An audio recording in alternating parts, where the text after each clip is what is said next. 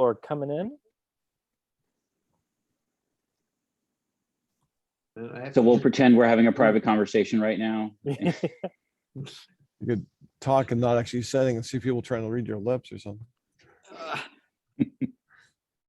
I was never really good at that. It was be a lot more fun watching the NFL on the sidelines.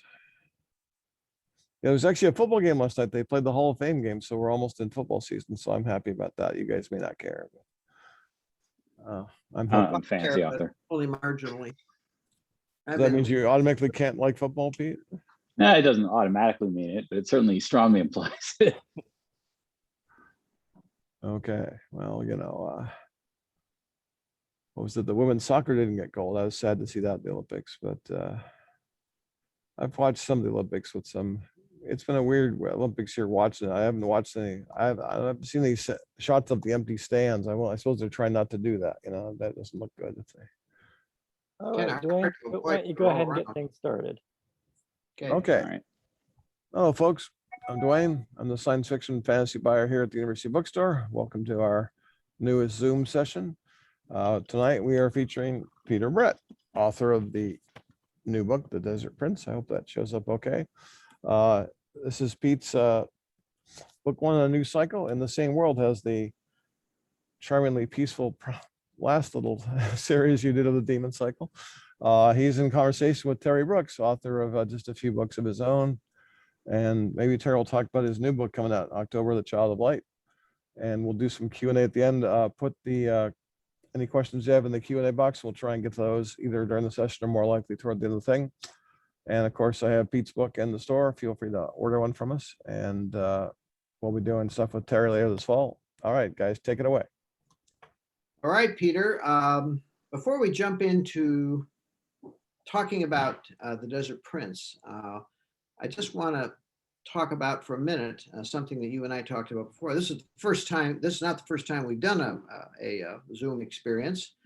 Just a short while ago, we did another one that didn't have anything to do with anybody's new book coming out, except in the general sense, but it did have something to do with talking about writing series. Yeah. So my question to you to start things off is, have you changed your mind about any of this, or are you hanging in there for going with a series with The Desert Prince? Obviously you are. So how many books do you think you're going to end up with by the time you get the story told? Well, first of all, thank you to University Bookstore, Dwayne, and everyone watching, and especially to you, Terry. I know that we've done a couple of these events before, but like, you're still my hero, and so it's still it's still a little weird to do these things. You need honestly hero worship, let me tell you. I wouldn't be doing this if not for my dad randomly choosing the Wish Song of Shannara from a library shelf and tossing it on my bed one day and saying, "Stop reading comics and read a real book." Bless your dad. And it changed my life forever. And I might still be a writer, but I don't know that I would be a fantasy writer if not for that. So honestly, thank you. Well, I think you belong. I think you're doing exactly what you were meant to do. Maybe. So when I made the setting for the Demon Cycle books, I spent years building the magic system, testing the magic system, creating the world, and designing the monsters and getting down to like the currency systems in the different cities. I built a big playground, and I don't feel like I've used that playground up yet. And so I feel like I can still pick a different part of the map, or even something off the map, and tell any kind of story I want. And so I do feel like this is still a fertile playground or a fertile garden to plant things. I have 2 more books coming after The Desert Prince that are on contract, so I'm required to write them, and I'm excited to. Come up with something. Yeah, I'll come up with something. So that'll be 8 plus at least 4 novellas.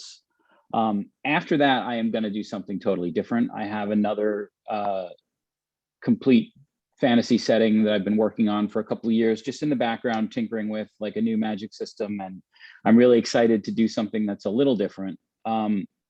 I can't promise I'm never going to go back to the Demon Cycle though, because as I said, like there's so much to build on there. Did you realize that you were going to write 30 books? Was it 30 or was it 20, 29? No, I had no idea. I was writing one book, and then the rest of them sort of it became I don't know where they all came from. It was one of those cases where you start out and you have a success with the first book, and then that means your publishers want you to do another one in the same world. So I wrote the second one, and then they said, well, this has been pretty successful too, so you have to write another one. So I wrote another one. And then, and this is where I'm going to ask you something else, then I said, I can't stand doing any more of these, and went off and did the Magic Kingdom books for a while and eventually drifted back. But the trouble is, if your readers love what you're doing, they don't let go easily. And you may find that they're not so happy with you if you do something different than what they're used to. Even if you explain to them that this will be good and you'll love this book and give it a chance. When they find themselves in a world that they love, they want to stay in that world. And I found that to be true. And what happened for me 30 books later, so bear this in mind, but also when I got to be say 70, was that they said more. And I said, no, I'm not ever going to do any more. I'm done with them. I got to do something I really want to do now. Yeah. And it doesn't need to be any more of this. Now, do you think you could live with that? If your readers said more and more, would you take a stand if you felt? Could I live with having 30 best-selling books, I mean, one after another, beloved by millions? A lot of stuff with that. Yeah, right.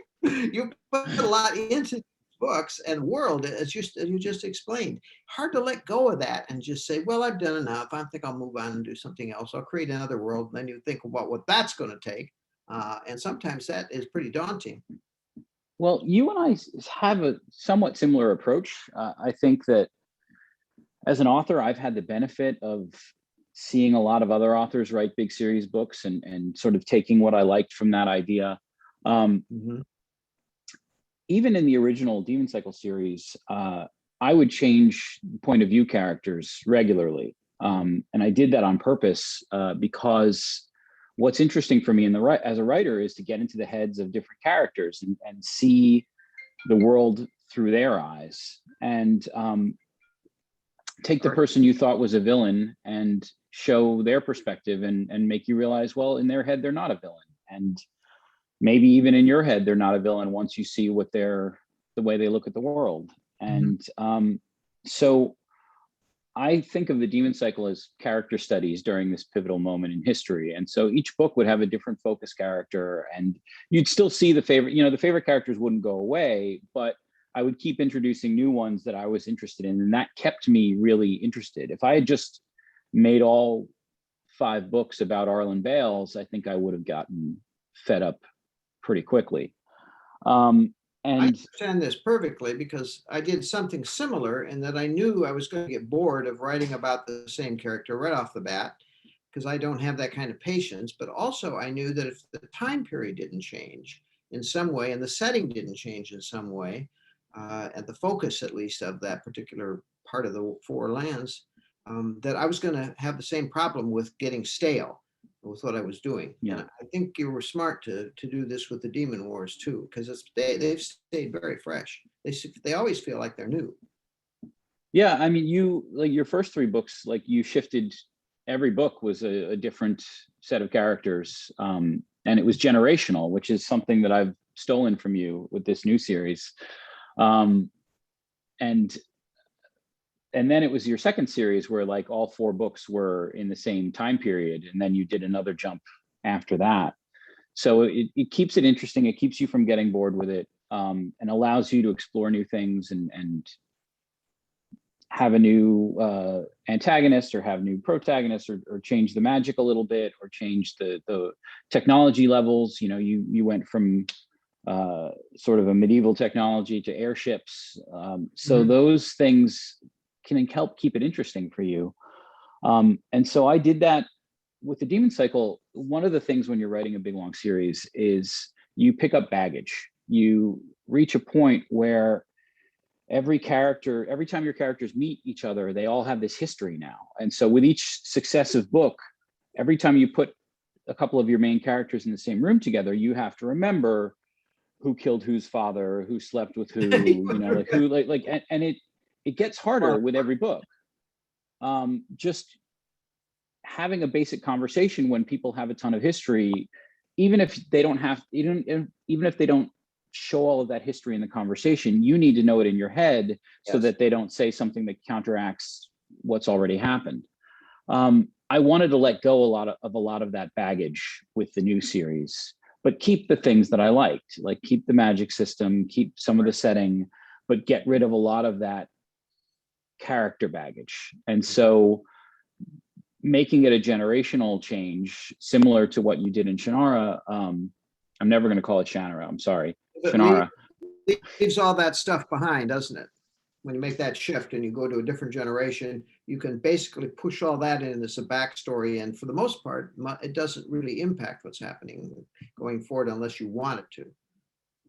Yeah. And so the main characters of this new series are the children of the characters in the previous series. Mm-hmm. And so you see some of those older characters as supporting cast, as like, you know, parental figures who are like, don't go on an adventure, they're dangerous, you know, that sort of thing. Mm-hmm. And if you're a longtime reader, you'll get more out of those scenes than otherwise. But if you're a new reader, you don't need to worry about it. You've got the new characters, just follow them and the story will take care of itself. And so I wanted something that would be welcoming to new readers. You didn't have to read the old series. You can just pick this up and go. But if you are a longtime reader, like there's more depth to some of the scenes because you have an emotional attachment to some of those background characters. Right. Well, I think that you've demonstrated this really well. I love this book, by the way. I'm going to say it up front here. So if anybody wonders if I even liked this book, I certainly did. I thought it was very compelling. And I actually read it back. It's saying a lot. And I didn't have to force myself or anything. It was just a terrific book. It moved quickly for me. It's a big book, but it moves very fast. And I like that. I like that about books anyway. For me, I'm always somebody who wants to see something continuing on quickly. And I don't want a lot of digressions about the terrain of the land and all that stuff. I'm not that guy. There's a lot of good writers who can do this, but not me. And I think the fact that you show in the way in which you develop your world that you can show things with small brushstrokes and small examples. But the thing I really like about your book was your main character. Olive Paper was a brilliant concept, and I just thought he was terrific. You want to talk a little bit about Olive because she's so interesting? Olive was a character that I had been planning for a very long time, and so in the second Demon Cycle book, Leesha Paper, Olive's mother, gets pregnant. Mm-hmm. And I mean, you don't know it in that book, but I know it. And right after she conceives, she's attacked by a demon and has to use magic. Mm-hmm. And she had fraternal twins. And when she used the magic charges you physically. It can make you stronger. It can heal your wounds. It can let you go without sleep. It has a lot of physical effects. And in that moment, when it was just, a couple of embryos, one of them absorbed the other because she was charged with power. And the result was Olive Paper, who is intersex. She is both male and female. Mm-hmm. And so that was something that I really wanted to explore. One of the reasons why I wanted to explore that was because gender in fantasy is something that I think a lot about. I made a point in the Demon Cycle series of making 50% of my characters female throughout the entire, through all levels. So both in the main characters, in the supporting cast who have lines and names, and also in the background people turning dials and driving wagons and stuff in the background. And I did that purposely to try and reflect what the real world was like, because I think that in a lot of cases you don't see that enough. And because I was doing that, I was thinking a lot about gender throughout the series and about what where those lines were and how I could play with them. And so Olive Paper was a really good opportunity to explore that, explore what does it mean to be male or female? Like when you have the limitless possibility of being whatever you want, what do you want to be? And how do you find that true self? What is it, you know, what you have to experience so that you can make that decision, make an informed decision about that when you can be whoever you want to be? And do you need to choose at all? Can you just be your own authentic self and not have to put yourself in one of the boxes that society says you have to put yourself into?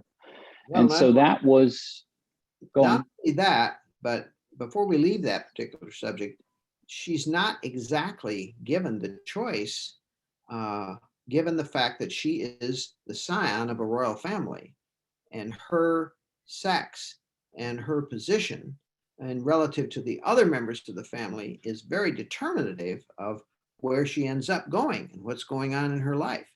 And she's aware of this, I think, even though what drives her is something else altogether. But the question that I found interesting as I was reading the book was, what is she going to choose to do here? You know, is she going to go does she want to continue in her female life or her male life? Can she change this as she chooses? Will she consider where she is with her family and her royal heritage? You know, and that made for me for a very interesting determinative conclusion to where everything is going. I still don't know where it's going for sure, but I mean, how many of us know exactly who we're going to be when we're 15? And so yes, exactly. And that was exactly right. She's just a teenager, for crying out loud, and she's just finding out who is she meant to be, but who does she want to be? Two different questions altogether. And that's something that I'm looking forward to exploring as the series goes on. I know, and I want to read it too, because to me this is nobody else is doing this. Is very brave.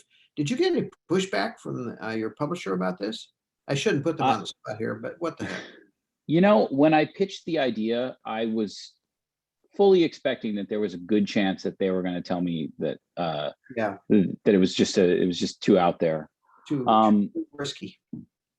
But there wasn't. There was nothing but support from the publisher, from my editors, from the sensitivity readers that we used. There was nothing but support from everyone. And so, you know, I was expecting there to be pushback, and there wasn't. And I think that some of that was because my editors knew me well enough to know that I wasn't going to just jump in and not do my research or not be empathetic to the characters or not really explore it in a way that was fair and even-handed. I think that I'd shown in my previous books that I could be even-handed about, you know, all sorts of issues about good and evil and religion so you know, or maybe they just took a chance, but either way, I got to write this amazing book that I think is so different from every other book that I've ever read. I think and true.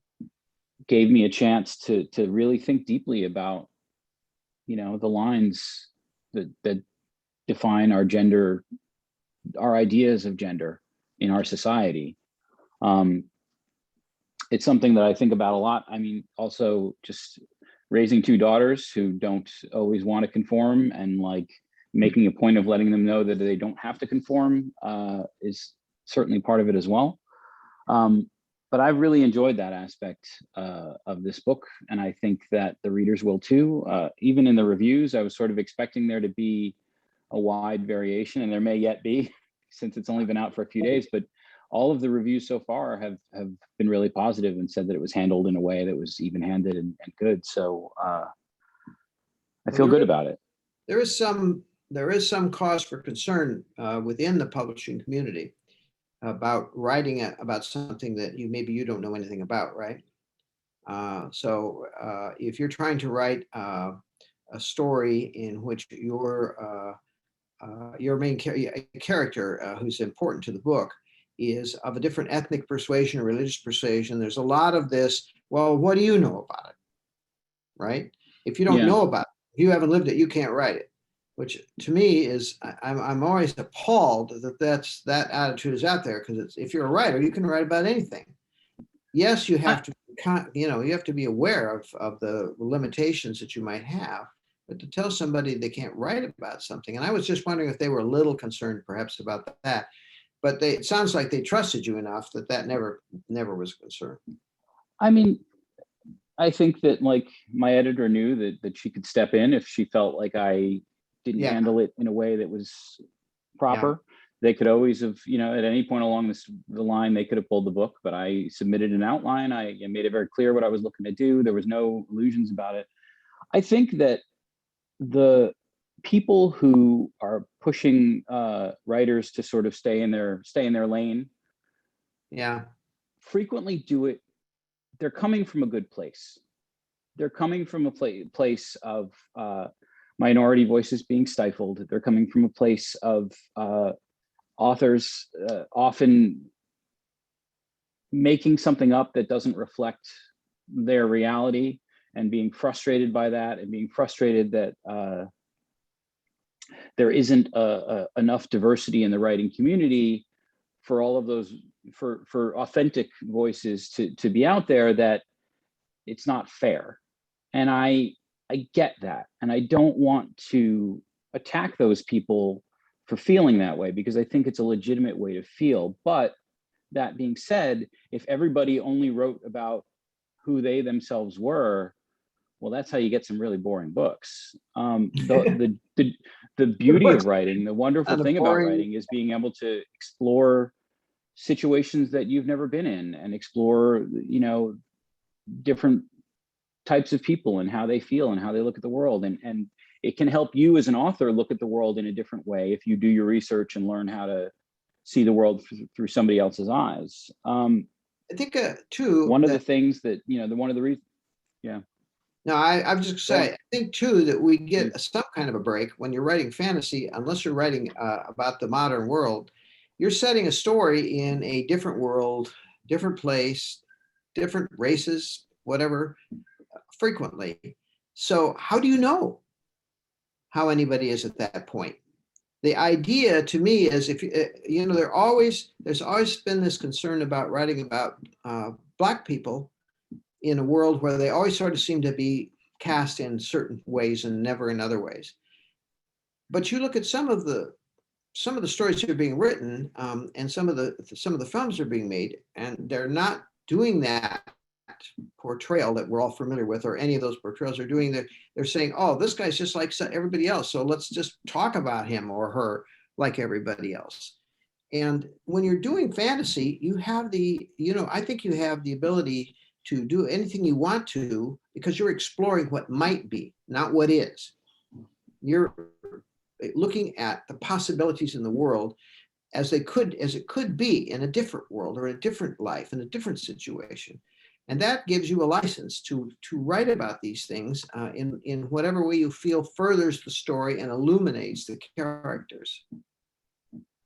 Yeah, and I think that certainly, like, writing second world fantasy where you're not pointing at anybody, certainly does help. And I think that if you treat all of your characters with empathy, if you love your characters and you do your research and explore in a way that's even-handed and fair, then I do think that it limits. I know there are plenty of. I'm friends with a lot of authors, and I know a lot of authors who would be considered voices that we might not have heard from just a few years ago, now saying, well, people only want me to write about my own ethnicity. They want me to write, a story that tells the story of my ethnicity, and they don't want to feel trapped in one lane either. Yeah. And they shouldn't have to feel that way. Just because you're Chinese doesn't mean you have to write a kung fu epic.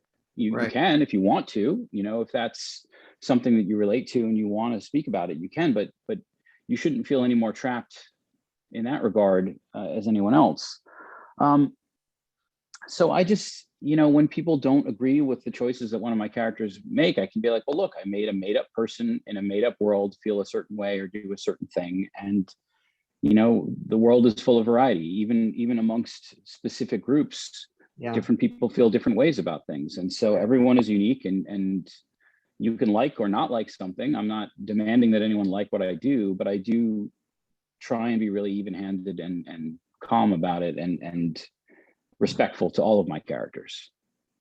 Well, changing to a different subject before we all, and use this whole time period up on the question of ethnicity and so forth. I'd like to ask you if you have difficulty keeping track of, you sort of touched on this, but I'm not sure I got a definite answer. If you have difficulty keeping track on your backstories and your history, and you've done in the other books, so that you can stay consistent, and how do you manage to do that?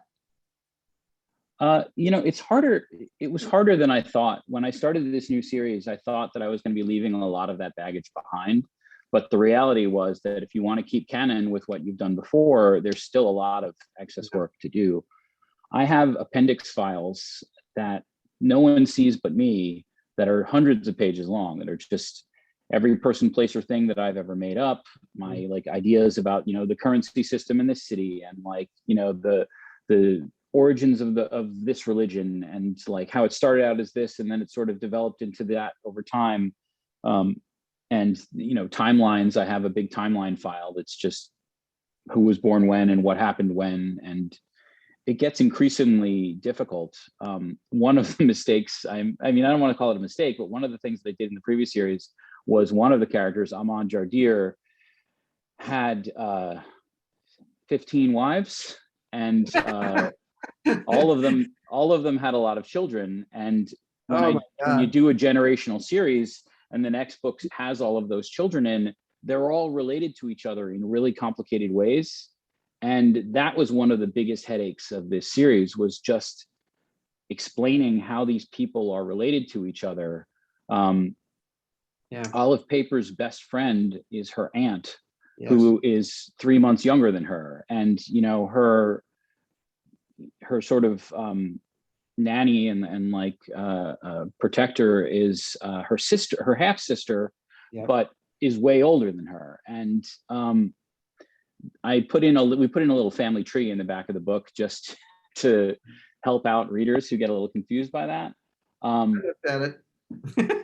So it's a headache, but I think that it's also people are on the lookout for that, so you want to be careful about it. And also, it's important to me to make this world as real as possible, and that means catching all that stuff and making it, making the people who are looking for those little minute things satisfied when they find those connections, and maybe see something that new readers wouldn't have picked up on. I think something you touched on just a little bit ago and then earlier was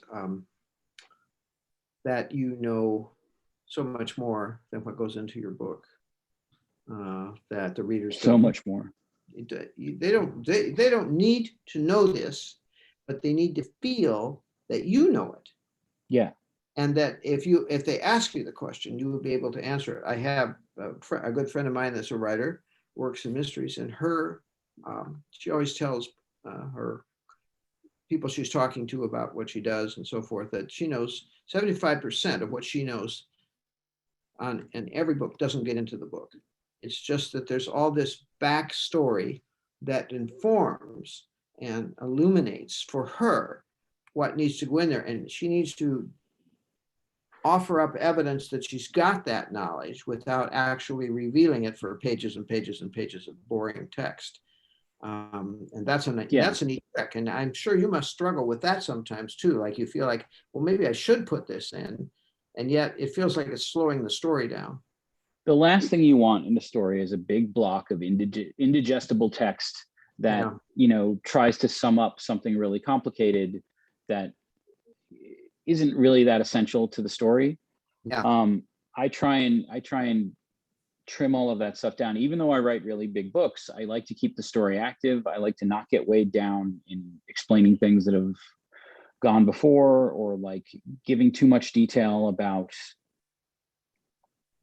One of the things that I most like the reference that I make about this is when a character writes a book that involves like going on a sailing journey, like on an ocean journey, and they do a ton of research on boats, and suddenly they're filling the text with like the name of every sail and every mast and name possible, and I don't care. I'm sorry. Like I'm here for the adventure. I don't need to learn about boats. I'm not here to learn about boats. And so it's one of those things where like, just because you suffer for your art doesn't mean other people need to suffer for it too. Yeah, and that's part of the nuts and bolts work that a writer puts into it that nobody ever knows about, really. Yeah. Is that you have to look up stuff, you have to understand, are you using language in the right way? But you don't have to reveal all this to your reader audience. You just have to get enough of it in your background and in your consciousness that you're able to write it comfortably, and everything unrolls in a fluid way. Yeah. I'm fond, and I think I maybe told you this once before, is that when I first started out, I had somebody look at an early version of something I'd written, and they said, there's no backstory here. There's no verisimilitude to this story. We need to feel, taste, smell, the senses need to be informed. So I got carried away with all that, and I did this, and I did it increasingly when in the era of Lester Del Rey, until he finally told me, do not write one more goddamn weather report, in bold red letters across the page, and a big X, I might add, down that and the next page too. And I realized that, here I was thinking how great it was that I was explaining what the weather was like, and you could taste and smell it. And I thought, this is good for maybe 2 sentences. After that, nobody cares. You skip those parts. As Elmore Leonard would say, skip the boring parts and go on to where something is happening, because that's what people care about. I mean, it depends, because there's always, for every rule in writing, there's somebody who breaks that rule and does it well. Robert Jordan could spend 5 pages describing a stand of trees, and he would do it with such beautiful florid prose that like there were people that loved that. There were people that would eat that up. And I never had the talent to describe a stand of trees for 5 pages, and so I don't do that. Amen. Everybody plays to their strengths. And so I get it, and it's something that we need to be careful for, because the people want a compelling, exciting adventure, or at least that's what people who come to my books want, I think. And so that's what I'm here to give them. So even if things seem a little slow on the first couple of pages, trust me, it's going to ramp up. Well, I don't think you are excluded from ever writing anything that doesn't involve an action scene. But I think you're right about, you need to write to your strength. And those of us who are writers at some point or other begin to recognize what readers like and what we're comfortable with doing, what we're good at doing. And we focus on those things, unless, you're starting to take the wrong path, the path to oblivion, as I like to talk about. You're writing the kind of story that people are going to respond to. I mean, and this is why I plot out my books in advance, because I don't want to take the path to oblivion. I wrote one book, the first book, I made it up as I went along, and ended up painting myself into a corner and ending up in a place that I didn't want to end up. Yeah. And I had to throw out maybe 60% of that book and rewrite it in order to make it work. Yeah. And ever since then, I write out very long, detailed outlines. It's almost like a first draft, but in bullet point form, to make sure that I know the story, exactly how the story is going to go, before I go in and start working on the prose level and working on how the characters feel about what's happening. First, I want to know that I know how to get them out of whatever mess they're into. I had to throw out the whole book, and I'll tell you, once you've done any part, a substantial part of a book, and thrown it away, that's a painful lesson. Yeah. And you're not likely to make that mistake again unless you really don't know what you're doing. So you do develop things that work for you. And I was a big outliner for a very long time. Yeah. Doing very much the same thing you're talking about, which was to, and I'll just ask you this now. I'm not I'm more of an intuitive writer these days in some ways, but I still outline, and I still, to a lesser extent than I used to, maybe because my comfort level with the whole process is different than it used to be. But one thing I always know before I even start the book is I always know the ending. Is that working for you, or do you wait and see what's going to happen, or do you give yourself some space, or how does that work? I usually, when I start out, I know the beginning, middle, and end. And then in the outlining process, I break it down into real, like I break it down by chapter, and not only that, I break it down by scene, and I break it down everything that's going to happen, and I write in bits of witty dialogue as it comes to me. And that outlining process is sort of where I explore. That's where anything can happen, where I can make up crazy stuff.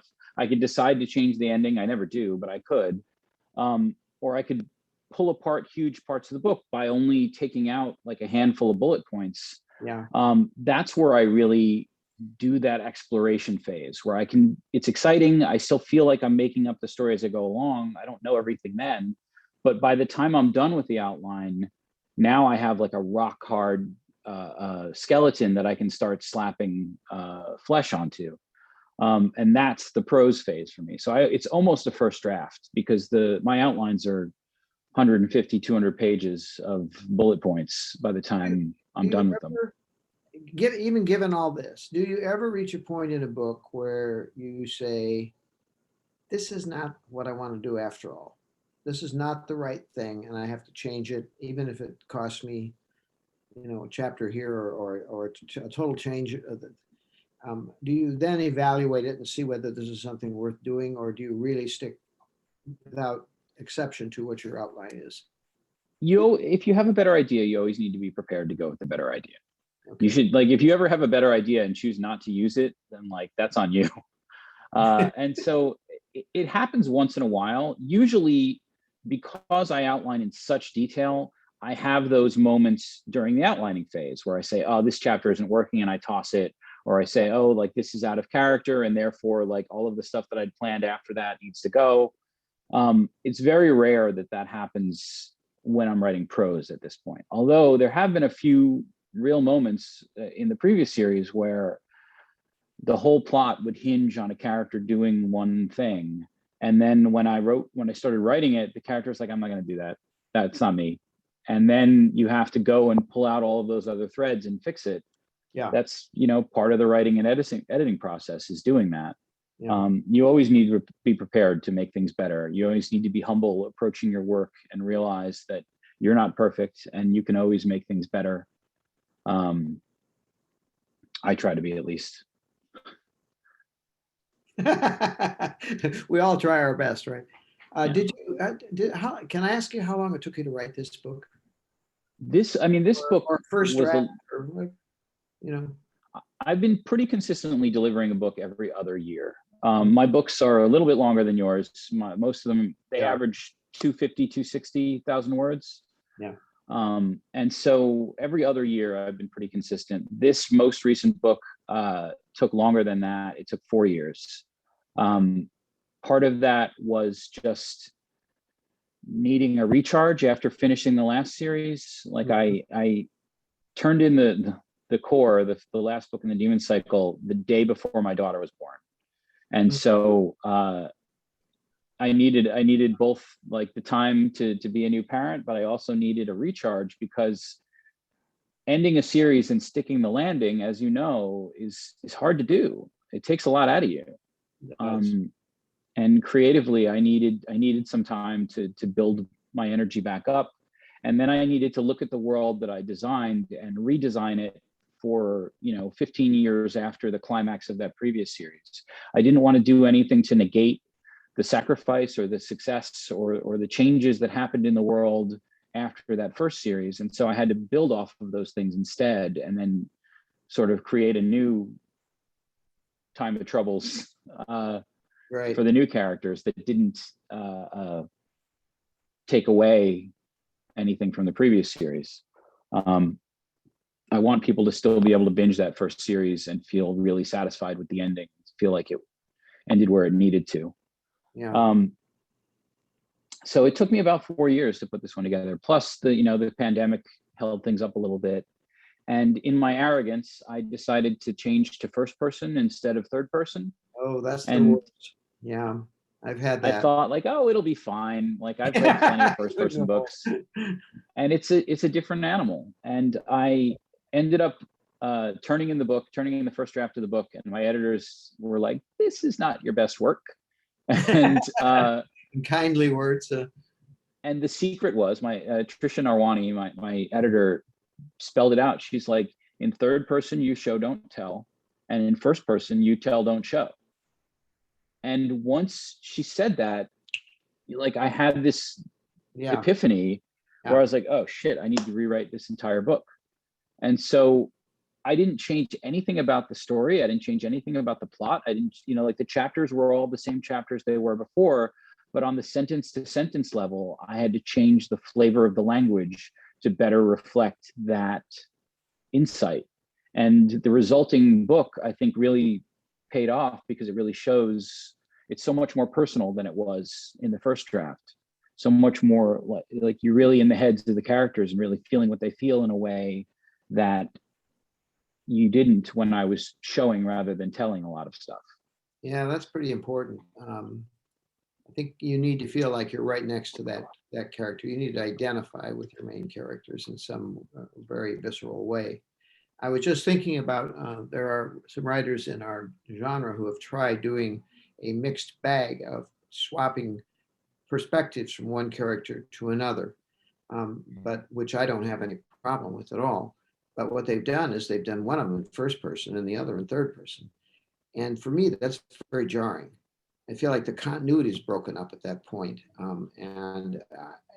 Yeah, I can make the differentiation and so forth, but something about it feels a little disjointed. I want to keep that same flow all the way through. Have you ever struggled with or ever tried to do that? I've never tried to mix. I think, look, I'm never going to tell an artist that they're doing their art wrong because, as I said, for every rule there is in art, there's somebody who broke that rule and did it with great success and made something amazing. But if you're going to try and do something like, half third person and half first person, you got to really know what you're doing in order to pull it off. Because you could do it and still not have people like it. And I think that I would really struggle with something like that too. But with the characters in this book, their internal stories were so rich and so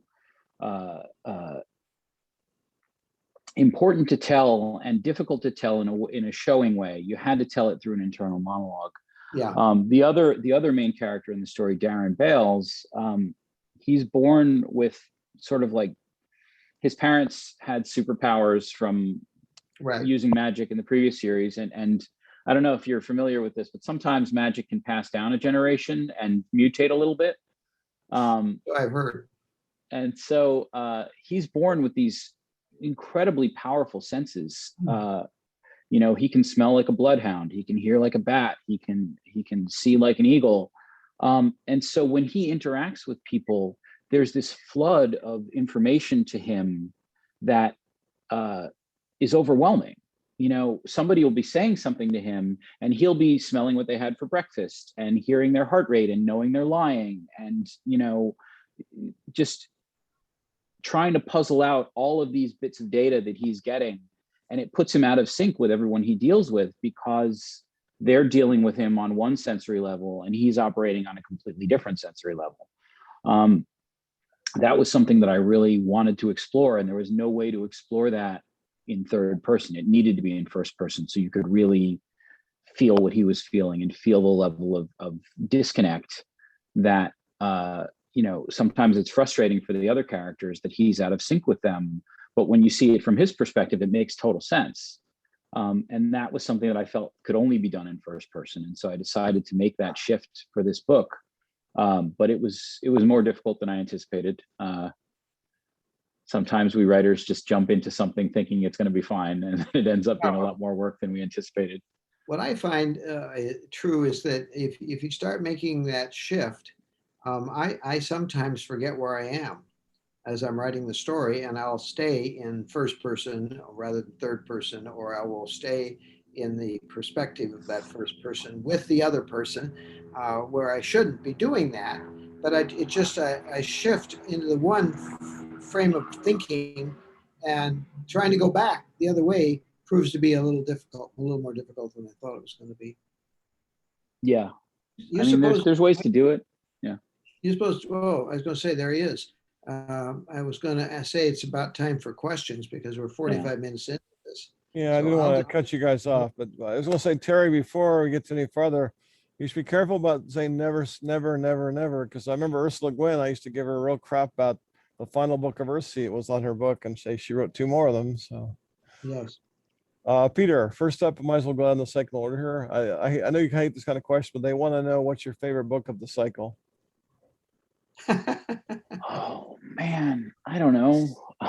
I don't like, it's like asking you to pick your favorite kid. Like, it's really hard because each one of those books. Well, specifically, as they said, which one did you enjoy writing the most? That might help a little bit. Look at the rest of the question. So that might be a little different. Look at it. I mean, they're all different because when I look at those books, they represent different times in my life and different, like they're each an emotional journey of their own for me. And so the first book is obviously the book that made me as a writer and took off and allows me to have the career that I have. And so I'm always going to cherish it and love it. The second book was the book where I said, okay, now that I have a book that sells, now I can write the second book however I want, and people are going to have to go along for the ride. And so I definitely took a lot of creative chances with that book that I didn't take with the first one. And that sort of kept on throughout the series. But I'm not prepared to pick a favorite. I figured that would be. Yeah. This question I find a little much. This might be a Raffalo, as Jordan used to say. She wants to know if we'll meet Roger's children in this new cycle. Yes, Roger's children are Arik and Rojva are both in the book as supporting cast characters. They may get their own POVs at a later date, but in this first book, they're in the supporting cast. But you'll see quite a bit of them, and I think you'll fall in love with them the same way I did. Okay. This is probably already answered because you're writing stuff. They want to know if you ever create a pivotal character on the fly, if you suddenly need someone or something to do something that isn't getting done the way you wanted. That's more or less a re-asking the question before. I mean, so yeah, I mean, you're always creating characters on the fly that sometimes end up being a lot more important than you expect they're going to be when you first create them. One of the things that I think about is Everam Spear sisters. So there's Ashia, Shanva, Sikva, Mika, and Jarva. They were like these 3 young girls that were taken at a very young age to be trained as assassins, but they're all princesses. And then they go back to their princess lives and seem like demure and modest and helpless until the moment is called upon for them to act. And I really only needed one of them when I first created them. I needed Sikva, but all 5 of them ended up having pivotal roles in the series. And even in the new series, Mika is one of the stars of the new series. And so I had no idea I was going to get so much mileage out of those characters, but I really did.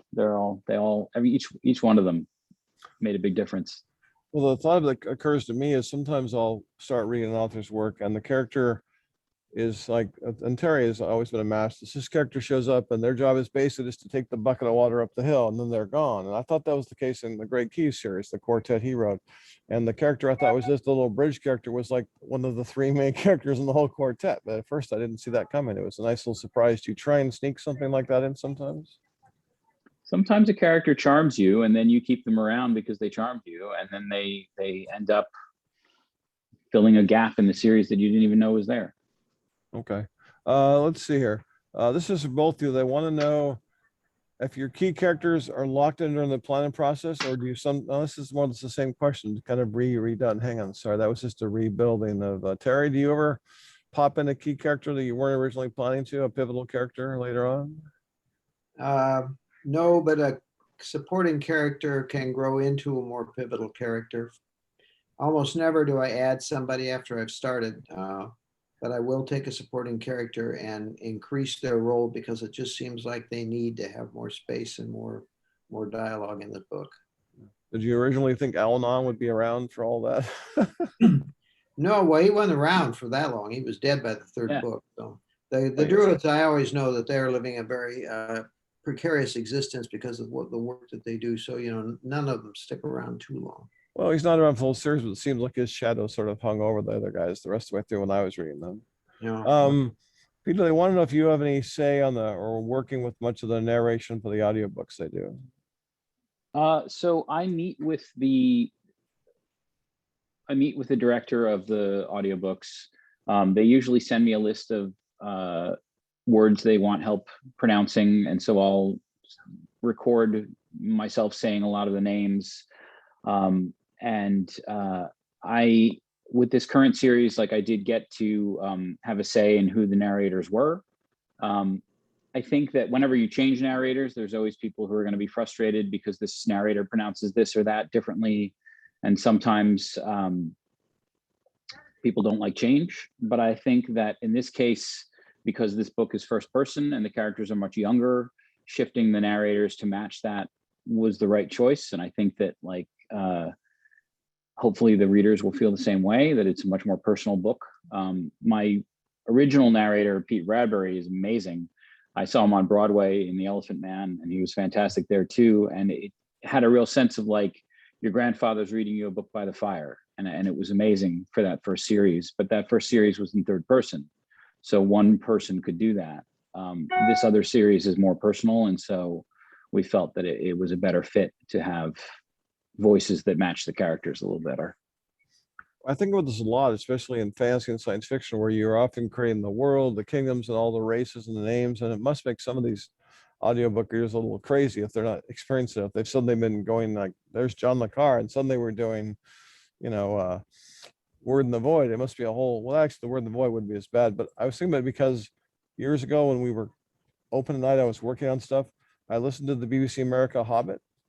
And throughout the book that came, look, there's Gandalf. And this is the British who couldn't pronounce the name of Tolkien's lead character except for Bilbo.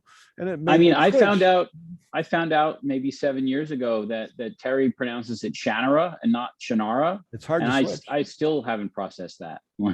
I'm still struggling with that. Doesn't matter. Oh yeah, Terry, tell him what the one you told me about why it was pronounced. Everyone should know it was being pronounced Shannara. Why I believe it? Well, what you told me was you were like, well, I thought of it like Sha Na Na. I'm thinking, who the hell even knows who that band is anymore? That was. Yeah, well, that was I've tell a lot of stories about that, and I had to come into that same thing happened again when they made the TV show, and they were all saying Shannara, and I said that's wrong, and they said, well, who says? And I said, I say so. I wrote the books, Shannara. And they said, well, your fans pronounce it Shannara, so we're going with them. We got they're right. a couple of questions here. Says Peter, you've already created such a rich backstory. Would you consider writing about the origins of the Krasians' religion? Is it Kaji? I'm not sure you say that. Yeah, there's a lot of references in the original series to Kaji, the first deliverer. The demon cycle, the whole title of the series, is because the demon problem keeps coming back. So there's a religious aspect to it, which is this is just the struggle between the word and the void, or like God and the devil, or whatever. And so it's sort of a reflection of this celestial battle is happening in the real world. And so there are a lot of references to the first deliverer, Kaji, and a lot of fans have asked me to write those original stories, but I'm looking forward right now. I mean, the day may come when I go back and write a prequel like that, but I think for now we know enough about what happened back then that I don't want to retread that ground when there's so much exciting stuff to happen by moving forward. There's a very personal one there. I think I'll read it because you don't have really have a type capability where you are, do you, Peter, to type an answer to a question? Is it really? No. Okay, I'll read it. I'll do my best. She says, thank you. Your book saved my life. Rereading The Desert Spear got me through the first week of homelessness and was my protection when I was just a vulnerable blind girl on the street. You're probably sick of compliments by now, so I'll end the gushing there. I didn't know this was happening until today, so I'm in fear I'll ask something stupid. I will refrain and be better prepared next time. That's really powerful. That's amazing. I don't know if you have an answer to that. I'm so happy when occasionally I get messages like this where my books help somebody through a difficult time, and it's humbling and really moving. But you know, the strength to get through difficult times comes from you. Like it's nice to have a book that's an escape or a support during that time. But books can't give you strength. The strength comes from you. And so getting out of that situation and getting to a better place is something that, you know, I'm not going to take any credit for that. But it's really humbling to have been a part of that healing process. And so thank you. It's wonderful to hear that. It really makes me feel good about what I do. You know, I think anytime you receive a letter like this, it's kind of empowering for a writer, and gives you a sense of, well, I didn't waste my time with this book. Somebody really did take something away from it that was useful and got them through a difficult time. But what I really want to do is say that I think we should ask Peter the question that everybody's going to want to know, and that he's not going to want to answer, but I think we should ask him anyway, because Sure. what Peter wants. I think we need to go ask on. how far he is into writing the next book. Oh, okay. I have about